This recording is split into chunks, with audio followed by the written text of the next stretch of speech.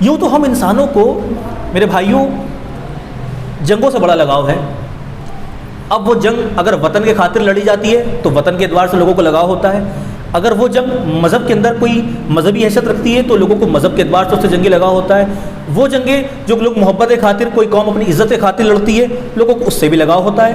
ہم جنگوں سے بہت کچھ چیزیں سیکھتے ہیں.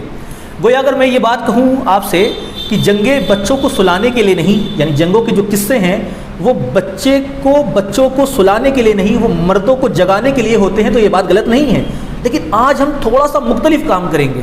آج ہم 21ویں صدی کا کام کریں گے. وہ کام کیا ہے میرے دوستوں؟ وہ کام یہ ہے میرے بھائیوں، ہم دیکھیں گے کہ جنگ بدر صرف مردوں کو جگانے کے کام ہی نہیں آ رہی ہے، وہ مردوں کے اندر علم اور عقل کو جگانے کے کام بھی آ رہی ہے.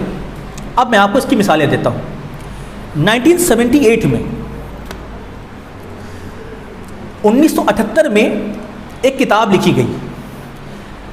یہ کتاب کی 5 لاکھ سے زیادہ کاپیاں بک گئی تھی. یہ کتاب لکھنے والا ایک سائنٹسٹ، ایک امریکی ایسٹرو فزسسٹ تھا. اس کا نام ہے Michael H Hart. Michael H Hart کی کتاب کا نام ہے دا 100. اس کتاب کے اندر کیا چیز ہے میں آپ کو بتاتا ہوں. کتاب کے اندر کیا کیا گیا ہے، جو ہزاروں سال کی تاریخ ہے، جو ہسٹری ہے، اس میں سے 100 ایسی شخصیت کو نکال لیا گیا ہے جنہوں نے اس انسانی دنیا پر اپنا سب سے زیادہ گہرا اثر ڈالا ہے.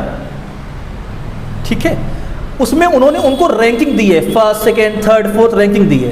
آپ جان کر حیران ہو جائیں گے کہ پہلی رینکنگ ایک عیسائی نے، ایک سائنٹسٹ نے، ایک امریکی ایسٹرو فزسسٹ نے پروفٹ محمد کو، اللہ کے رسول علیہ الصلوۃ والسلام کو دی ہے. اب یہ حیرانی کی بات ہے کہ آخر انہوں نے ایسا کیوں کیا. تو وہ اس کا ایک جواب بھی لکھتے ہیں اپنی کتاب کے اندر. اب میں آپ کو وہ جواب بتاتا ہوں. جواب کیا ہے؟ وہ کہتے ہیں کہ تاریخ کی واحد، پروفٹ محمد کے بارے میں وہ یہ بات کہہ رہے ہیں، اللہ کے رسول علیہ الصلوۃ والسلام کے بارے میں وہ یہ بات کہہ رہے ہیں کہ تاریخ کی واحد وہ ایک ایسی شخصیت ہے جو دینی اور دنیاوی دونوں لحاظ سے کامیاب ہو گئی. اب ہم اور آپ آج اس بات پہ غور کریں گے کہ وہ دینی اور دنیاوی لحاظ سے کامیاب ہونے کا مقصد کیا ہے. تو اب جو میری آبزرویشن ہے، جو میری سمجھ ہے، جو میرا فہم ہے، وہ میں آپ کے سامنے رکھتا ہوں.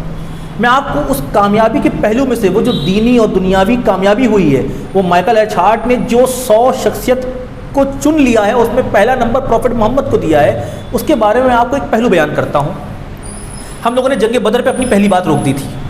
اب جنگ بدر پہ واپس آتے ہیں.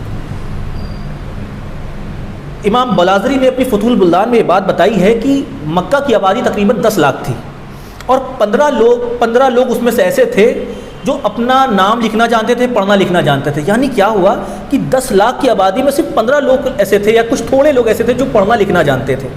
کوئی وہاں علم کا کلچر نہیں تھا. وہاں ایجوکیشن کو انکریج نہیں کیا جا سکتا تھا. کیوں؟ کیونکہ وہ لوگ تو لڑنے مارنے کے لیے عادی تھے. ایک مسئلے کو لے کر کے، ایک بات کو لے کر کے جب وہ لڑنا شروع کرتے تو صدیوں جنگ چلتی تھی. پانی پینے پلانے پر جنگ کرتے تھے، قتل کرتے تھے. پروفٹ محمد نے، اللہ کے رسول علیہ الصلوۃ والسلام نے اس معاشرے میں ایجوکیشن کو انکریج کیا. کیسے کیا؟ جب بدر ہو گئی، بدر ہونے کے بعد جب 70 قیدی پکڑے گئے اور پکڑ کے ان کو مدینہ شریف لایا گیا، تب پروفٹ محمد نے فرمایا، اللہ کے رسول علیہ الصلوۃ والسلام نے فرمایا کہ جن کے پاس پیسہ نہیں ہے وہ پریشان نہ ہوں، اگر وہ مدینے کے 10 بچوں کو پڑھنا لکھنا سکھا دیں گے انہیں آزاد کر دیا جائے گا. آپ دیکھیے جنگوں کا قانون کیا ہوا کرتا تھا. جو جیتا تھا وہ بندیوں کو غلام بنا لیتا تھا، وہ انہیں قتل کر دیتا تھا. اور پھر ایسے لوگ جنہوں نے 13 سال تک پرسیکیوٹ کیا تھا، جنہوں نے ایمان لانے والوں کو قتل کر دیا تھا، جنہوں نے ظلم کرا تھا، پروفٹ محمد کو قتل کرنے کا ارادہ کیا تھا، اس کی تیاری کر لی تھی. آپ دیکھیں ان کے لوگوں کو یہ کہا جا رہا ہے، بلکہ بعض ایسے لوگ تھے جن کے پیسے نہیں تھے، ان کو صرف اس وعدے پہ چھوڑ دیا گیا کہ تم دوبارہ جنگوں میں حصہ نہیں لوگے اسلام کے خلاف، تم جا سکتے ہو، تمہیں رہا کیا جاتا ہے. ایسے بھی چھوڑ دیا گیا تھا. اور جنہیں پڑھنا لکھنا آتا تھا ان سے کہا گیا کہ تم اگر مدینے کے 10 بچوں کو پڑھنا لکھنا سکھا دو گے تو تمہیں آزاد کر دیا جائے گا. اب آپ دیکھیے جنگ تو ختم ہو گئی. اب جس واقعے کی طرف میں جا رہا ہوں، جو آج کی میری اپروچ ہے، جو میری سمجھ ہے، وہ یہ ہے کہ جنگ ختم ہو گئی. جنگ ہمارے دشمن کے ساتھ ہو رہی تھی، لیکن پروفٹ محمد کی، اللہ کے رسول علیہ الصلوۃ والسلام کی زندگی ہمیں یہ بتاتی ہے کہ جنگ ختم ہو جانے کے بعد انسانی اپروچ کرنی چاہیے، تعلق کی اپروچ کرنی چاہیے اور ریسورسز کا فائدہ اٹھانا چاہیے. آپ دیکھیں ان مخالفین سے کہا کہ مدینے کے بچوں کو پڑھنا لکھنا سکھا دو. اور میں کیونکہ زیادہ میرے پاس وقت نہیں, میں زیادہ تفصیل میں نہیں جاؤں گا, میں آپ کو کچھ باتیں بنیادی طور پر عرض کر دیتا ہوں. آپ کو میں بتاؤں, جب وہ لوگوں نے مدینے کے بچوں کے ساتھ رکے, وہاں پڑھایا, انہیں لکھایا, لکھنا سکھایا, تو کیا ہوا جب ان کا تعلق صحابہ کے ساتھ رہا, جب انہوں نے وہاں مسلمانوں کے نظام کو دیکھا, جب انہوں نے وہاں پر محبت کو دیکھا, جب انہوں نے وہاں پر اللہ اس کے رسول کی محبت دیکھی, عبادت دیکھی, تو جب وہ اپنے وعدے کے مطابق پڑھ لکھ کر ان کو آزاد کرا دیا گیا, جب انہوں نے سکھا دیا, جب وہ مکے گئے تو وہ مکے تو گئے تھے لیکن ان کا دل جو تھا وہ مدینے پہ تھا. گویا رسول پاک صلی اللہ علیہ وآلہ وسلم کی زندگی سے ہم یہ سیکھتے ہیں کہ تعلق قائم کرنا چاہیے اور جو آپ کے زمانے کے ریسورسز ہیں اس سے بینیفٹ لینا چاہیے. یہ سوال ہے جو جس وجہ سے ہم اور آپ آج زوال پذیر ہیں, ہماری سچویشن بڑی کرائسس میں ہے, اس کی وجہ یہ ہے کہ ہم اپنے زمانے کے جو کچھ بھی ریسورسز ہیں اس سے فائدہ نہیں اٹھا رہے ہیں. ہماری سمجھ دشمنی کی طرف چلی گئی ہے, ہماری سمجھ دوستی کی طرف نہیں جا رہی ہے. اب بدر کے دوسرے پہلو پہ غور کرتے ہیں.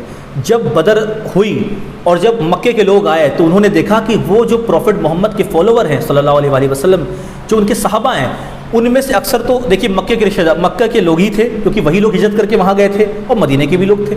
تو آپ دیکھیں گے کیا کہ مکے کے ساتھ ان کی رشتہ داری تھی, پر آپ کیا دیکھیں گے کہ انہوں نے یہ دیکھا کہ اس میں تو غلام بھی شامل ہے جو مکے کے اندر غلام کی حیثیت سے رہ رہے تھے, مکے کے اندر سردار کی حیثیت سے رہ رہے تھے. لیکن کیا ہوا کہ جب وہ پروفٹ محمد کے فالوور ہوئے تو غلام, سردار, کالا اور گورا وہ سب ایک قطار میں تھے.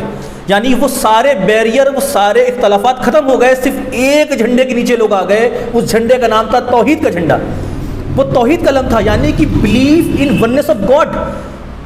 کالے گورے کے فرق کو مٹا دیا, غلام اور مالک کے فرق کو مٹا دیا. صرف ایک رشتے نے, وہ رشتہ جو تھا وہ رشتہ تھا کہ جو ہمارا عقیدہ ہے کہ ہم سب ایک اللہ کے بندے ہیں. اس رشتے نے سارے فرق کو مٹا دیا. عرب کے لوگ اس بات کو دیکھ کے حیران تھے کیونکہ ان کے یہاں تو ٹکڑیاں بنی ہوئی تھی, ان کے یہاں کوئی ڈسپلن نہیں تھا. یہ جو لفظ ڈسپلن ہے میرے بھائیوں, یہ بہت اہم ہے. میں آپ کو ایک سیرت نگار میں اس بات کی طرف توجہ دلائی کہ جب مکے کے لوگوں نے دیکھا کہ جو پروفٹ محمد کے فالوورز ہیں وہ تو ایک لائن میں کھڑے ہوئے ہیں, ان میں ڈسپلن ہے. یہ جو ڈسپلن ہوتا ہے نا, اس کے بارے میں ایک مفکر نے ایک بڑی اچھی بات کہی تھی. کسی نے اس مفکر سے پوچھا کہ ہمیں یہ بتائیے کہ ترقی یافتہ قوموں کی نشانی کیا ہوتی ہے, تو مفکر نے کہا ان کے اندر ڈسپلن ہوتا ہے, یعنی ان کے اندر نظم و ضبط ہوتا ہے. ڈسپلن بہت ضروری ہے. جس قوم کے اندر ڈسپلن نہیں ہوتا وہ اپنے مقصد سے واقف نہیں ہوتی. جب وہ قوم اپنے مقصد سے واقف نہیں ہوتی تو وہ عروج اس کو حاصل نہیں ہوتا, وہ زوال پذیر ہو جاتی ہے, وہ دفن کر دی جاتی ہے. آج ہمارے ساتھ جو سب سے بڑا مسئلہ یہ ہے کہ اب ہم نے جو بدر کا ابھی تک تجزیہ کیا ہے, ہمیں ریسورسز کا فائدہ اٹھانا ہوگا. ہمیں ساتھ ساتھ اپنے اندر ڈسپلن لانا ہوگا. ہماری قوم کے اندر ڈسپلن نہیں ہے بالکل بھی. ہم سے ڈسپلن کی بات نہیں ہو سکتی. ہم وہ لوگ ہیں جو کسی ٹائم بھی کھاتے ہیں, کسی ٹائم بھی سوتے ہیں. نظم و ضبط ہے, جو ڈسپلن ہے وہ تو یہ بتاتا ہے کہ ہمیں کتنا کھانا ہے, ہمیں کیا سوچنا ہے, ہمیں کتنا سوچنا ہے, ہمیں کیا کام کرنا ہے. یہ ایک مقصد کی طرف انسان کی زندگی کو لے جاتا ہے. گویا ہمیں بدر سے ریسورسز کا فائدہ اٹھانا اور ڈسپلن سیکھنا چاہیے. اور جو سب سے اہم چیز میں نے بتائی آپ کو وہ ہے بردرہوڈ, یعنی کہ اتحاد. اب ہمارے یہاں تو اس کی بات نہیں ہوتی ہے. لوگ اختلافات پہ میں دیکھتا ہوں کہ لیکچرز ہو رہے ہوتے ہیں. ہمیں اتحاد کی طرف بڑھنا چاہیے, کوششیں کرنی چاہیے, ہر سب کو کوشش کرنی چاہیے کہ وہ اتحاد کی طرف بڑھے. خیر ہم اپنی بات کو آگے بڑھاتے ہیں.